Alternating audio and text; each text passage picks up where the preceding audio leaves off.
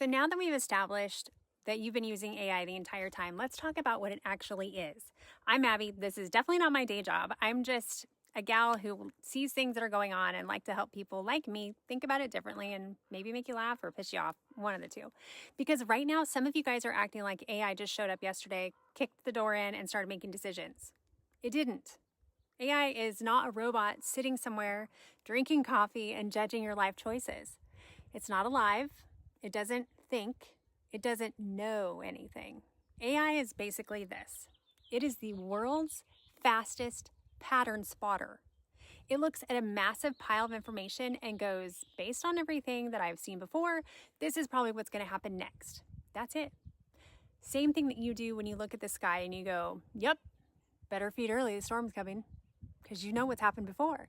Except AI does it with billions of data points in about half a second.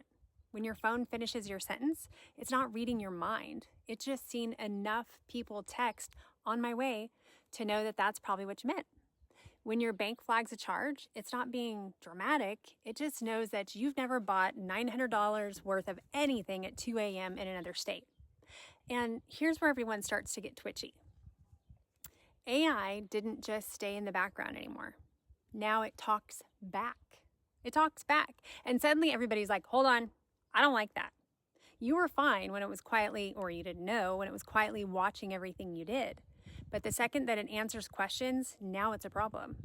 That's like you being okay with your dog sitting there silently judging you for years, and then one day he goes, hey, maybe don't do that. Maybe don't wear that.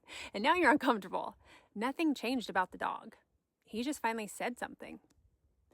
That's what's happening here. AI has been doing this same job the whole time. Sorting, predicting, filtering. Now it just has a voice. And yeah, that feels a little bit different, but it's still the same tool. And here's the part people are actually worried about.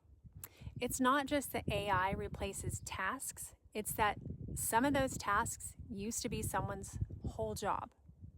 That's real.